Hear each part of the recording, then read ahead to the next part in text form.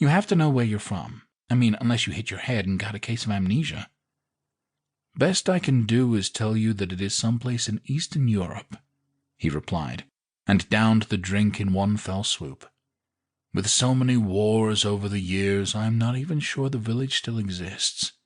If it does, it would be a far cry from what it was when I entered this life. Now, you can't be that old. Rose furrowed her brow with a shy smile. You don't look a day over 40. That shyness didn't reach her eyes, however, and he didn't miss the slight inflection on the number 40. He didn't want to get too excited. He was quite sure she was playing with him, but he wasn't 100% sure. And there was no reason to get invested in a woman that wasn't 100%. That's very kind of you to say, Rose, Kieran replied, chuckling as he produced his flask to mix another drink.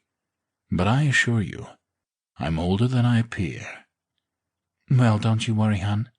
She winked and ignored the strange goo that he was adding to his whiskey. I like older men. Perhaps, then, my long search could be at an end. He lowered his eyes to her plump lips, and she threw her head back in a laugh.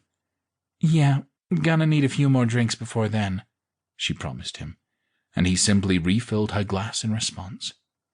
My pleasure, he told her with a grin. By the time the bottle was empty, the bar was as well.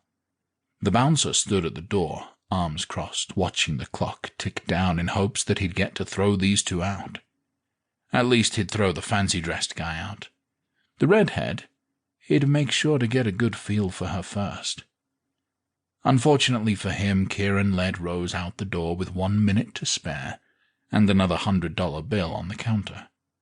She stumbled a little over the threshold, and he grasped her elbow tightly to keep her from totally bowling over. She grasped his bicep with a giggle and threw her free arm around his neck.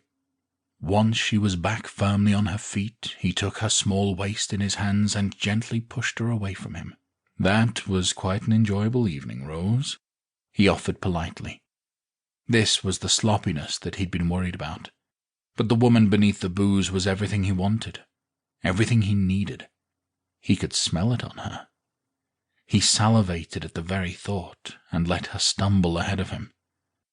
"Oh, come on, hon. The night is still young," she proclaimed, spreading her arms and spinning around. "I'm afraid our relationship must change at this time," Kieran said, face betraying no expression. He dropped his car keys on the asphalt and Rose swaggered a few steps towards his car. "You sure you're okay to drive? My place isn't too far.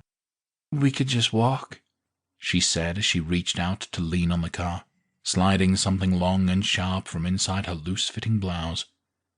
The glazed look in her eyes slipped away as she straightened her shoulders and whipped around. "Or you can just lay down right here." She'd wanted to catch him in the back as he picked up his keys, but he was gone. Her heart pounded in her ears as she gripped the stake tightly, standing up perfectly straight now, body at attention. She'd wanted to get him farther away from the bar to ensure the least amount of civilian interference, but when he dropped his keys, she'd seen her chance. Now she realized she'd been overconfident, and this asshole was a lot older and smarter than she'd originally thought. She strained her ears for any kind of noise, though she knew that these assholes were as stealthy as they come. She moved like a cat between the cars, senses on high alert. She knew she hadn't lost him, and that he was likely stalking her now, knowing that she knew what he was. This definitely hadn't gone according to plan. Silence. She looked left, and then right, and then up, just in time to see a gleefully grinning Kieran drop down onto her.